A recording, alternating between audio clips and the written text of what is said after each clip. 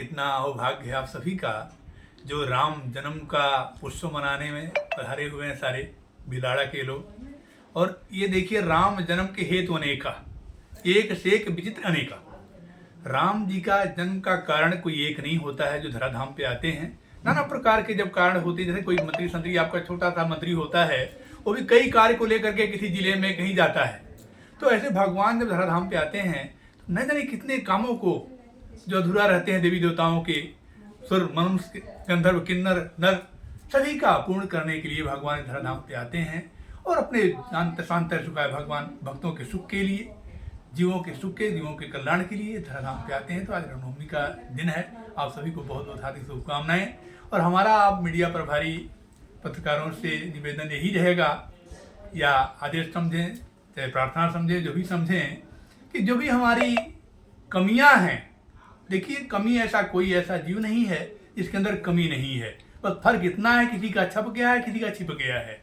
अंतर सिर्फ इतना है, किसी का छप गया, किसी का छिप गया, कमियां सभी में हैं। तो हमें चाहिए, अगर अपने समाज को सुधारना है, अपने समाज को अच्छा परिवर्तन करना है, अपने समाज को संस्कारित अपने बनाना है, समाज अपनी संस्कृति को लाना है, तो हमें बुराइयों को क्लोज करके अच्छाइयों पे ध्यान देना चाहिए, अच्छाइयों का विस्तार प्रसार करना चाहिए, जिससे जन जन में अच्छाई विचार, अच्छाई भावनाओं का, सद्भावनाओं का प्रभाव हो, प्रवेश हो, जिससे उनका जीवन भी कल्याण हो, उद्धार हो और हमारे संस्कृति का, समाज का भी उत्थान हो।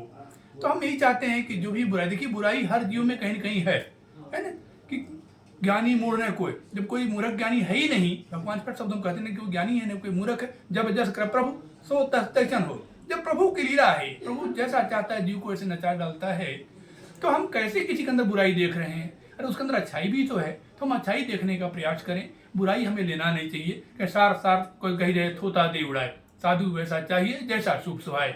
जैसे सूप होता है, आप लोगों ने देखा होगा, माताएं सूप में सामान को पलटती हैं, साफ करती हैं, तो गंदगी बाहर जाते हैं और अच्छाई को अंदर लेकर के प्रवेश करते हैं। तो वैसे हमारी मीडिया बहुत ही अहम भूमिका निभा रही है समाज को सुधारने के लिए या समाज को बिगाड़ने के लिए। दोनों काम मीडिया के द्वारा चल रहा है।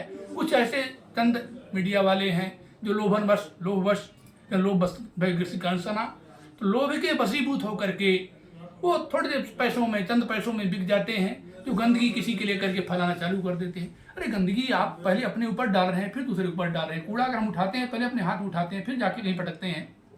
तो ऐसे ही आपको गंदगी को न ध्यान देते हुए जो भी कुछ अच्छाइयाँ हैं, उसकी अच्छाइयों को ढूंढ करके अच्छाइयों को प्रकाशित करें अपने समाज में, अपने संस्कृति में, अपने पत्रिकाओं में, अपने पेपरों में, अपने मीडिया चैनलों पे। तो क्या चिंतन में जाकर कितना सुख पहुंचेगा, कितना सुकून मिलेगा। राम राज्य का मतलब क्या है? राम राज्य वैसे त्रिलोका हर्षित भय गए सब शोका। जिस दिन राम जी का प्रादुर्भाव प्रागट हुआ, राज्याभिषेक हुआ, उस टाइम कोई भी किसी प्रकार का किसी के अंदर दुर्व्यवहार, दुर्व्यसन नहीं था। वही राम राज्य है। तो अगर हम राम राज्य का कल्पना करते हैं आज की इस कलयुग भूत में, तो हमें ये ध्यान देना पड़ेगा कि हम अच्छाइयों को ही प्रकाशित करें। अच्छाई जितना हमारा बहेगा उतने हमारे मन निर्मल होंगे, हमारे संस्कार निर्मल होंगे, हमारे परिवार निर्मल होंगे, हमारे जो भी सती से संत जो भी जुड़े हुए हमसे, सब सुकून पाएंगे, सबका जीवन मंगलमय होगा। और ज़्यादा न करके ही अपनी वाणियों को मैं क्रोध करता हूँ। बोलो श्री रामचंद्र की जय। बोलो।